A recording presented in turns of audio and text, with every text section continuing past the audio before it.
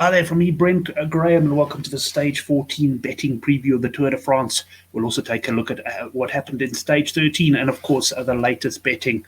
This show brought to you by goodforthegame.co.za. You can log on there for sports betting previews, including, of course, the Tour de France and especially the likes of football and rugby. The Lions match, Sharks up against the British Lions Part 2, taking place later today.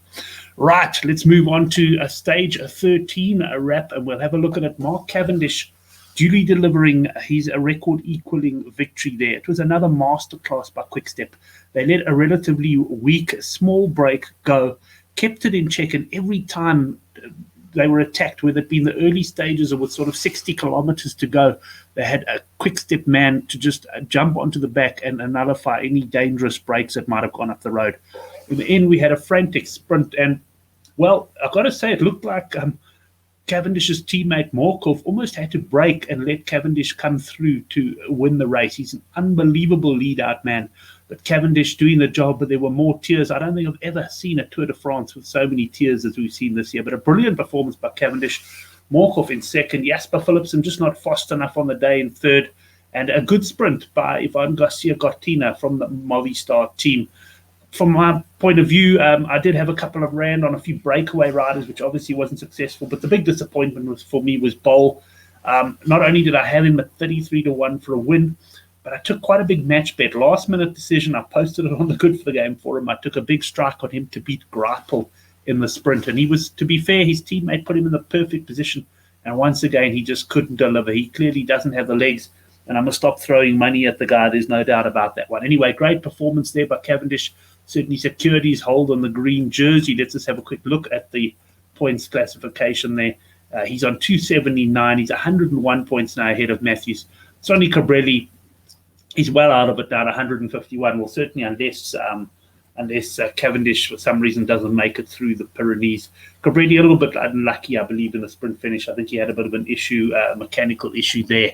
Right, let's move on to the outright betting update, and nothing changing really there. You've still got your big favourite Pogacar there at around about the 1 to 16, 1 to 18 mark. The mountain classification, and once again, I keep forgetting to change this to fractional. I can't handle the decimal default. Here we go. Quintana 3-1. There is a chance we'll get a bit of King of Mountains action today, but I don't think so. I think tomorrow a massive stage in the Pyrenees, and I think that's where the boys are going to come out firing. So I don't expect any of the mountain guys to really go for it today, except perhaps Wout van Aert, but he won't be going it for he won't be there because he's particularly challenging mountain points. He'll be there because he's looking for the stage victory. Points classification, Cavendish has now shortened it to 4 to 10. It's looking more and more likely that he'll make Paris. Certainly got every incentive because he'll want to go for that record. I think stage 19 is when he'll get his chance. And if he misses it there, of course, he'll be going for it in Paris. But if he makes it through, he's going to win this green jersey, no doubt about that.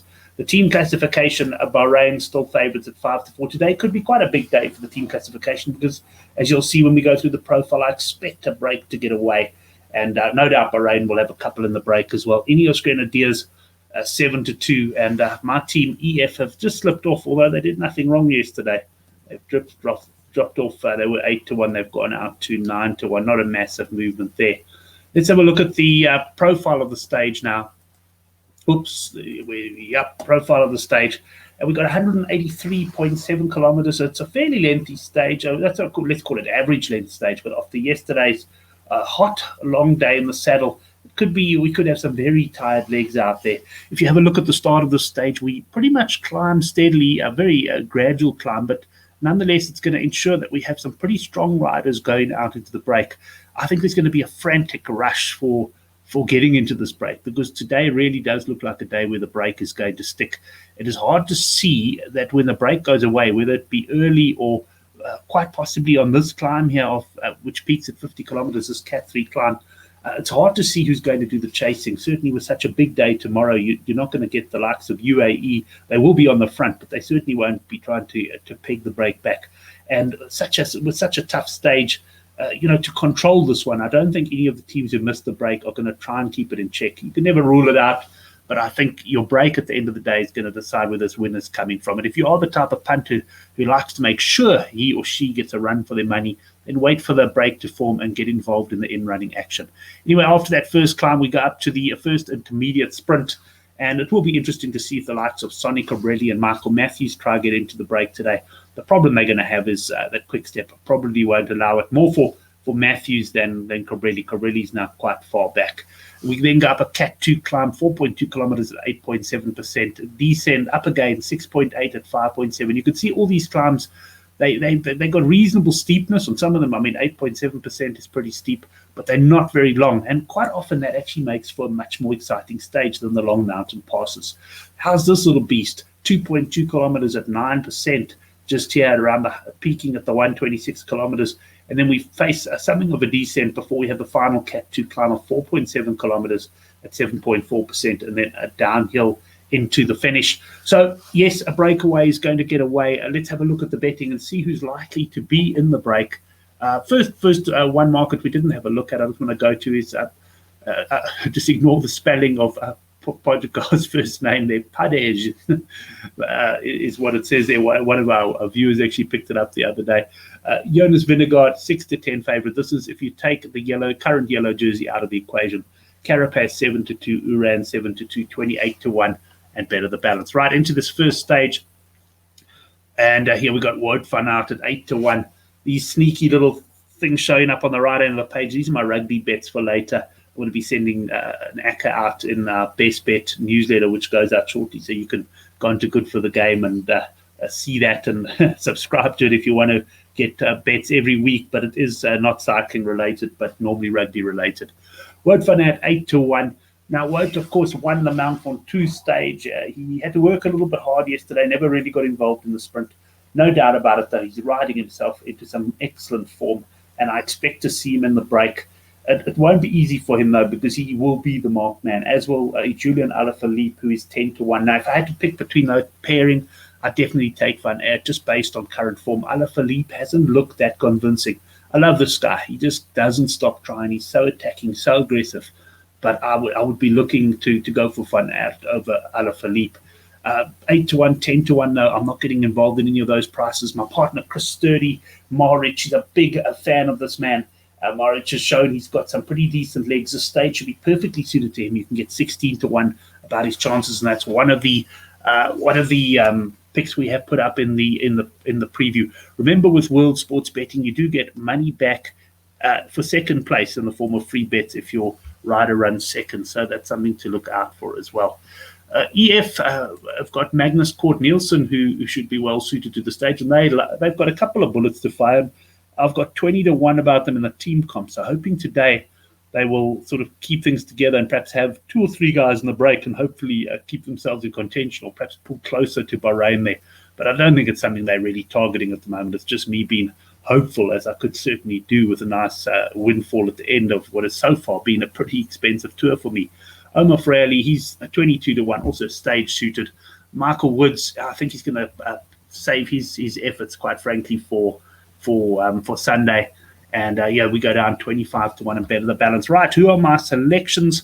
Let's get them up on screen. And we'll start with my main one, which I don't think this price is going to last. And I'll just skim down just to show you that at the time of writing, at any rate, the price was there. Kasper Asgreen, I really do expect him to get into the break. He's an incredibly strong rider. I mean, he beat Matteo van der Poel after a hard day earlier this year in a sprint finish. So he's got the sprint finish. He can climb well. He's to me, looking very, very strong. He was marking breaks all day yesterday. He did have to work perhaps a little bit harder than some of the other riders. That might be a slight concern. But I've seen 16-1 about him elsewhere. I take the 28-1. It's a cracking price.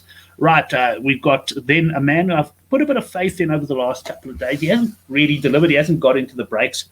But Anthony Turji, or Turji, I don't know how you pronounce this, but it's 125-1. Now, this man also rode pretty well in the classics.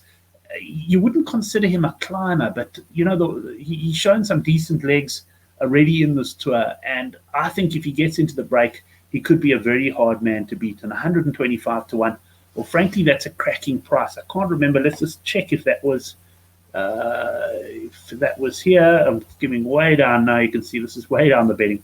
There we go to 125 to 1. And my final selection is Perez, and another guy who's shown some pretty good legs, and he is 150 to 1.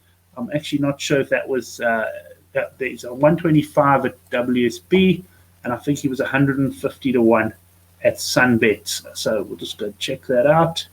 And I'll be getting my bets on straight after the show. I can tell you always like to get them early because there are some movements in cycling, and also nothing worse than missing the start of the stage and then seeing your man has made it into the break. There we go. Anthony Perez, he's 150. Sorry, he's 150 to 1 there. So, yeah, it's some long shots I'm going for today. I might look for a match bet on the Good for the Game forum, but a little bit punch drunk after the Grapple loss yesterday. Thanks everyone for watching. Do enjoy the stage, and I'll be back for the massive mountain stage tomorrow. It should be a beaut. Plenty of heat about, and the guys are going to have to put Pogacar under pressure, surely. Thanks for watching, and enjoy the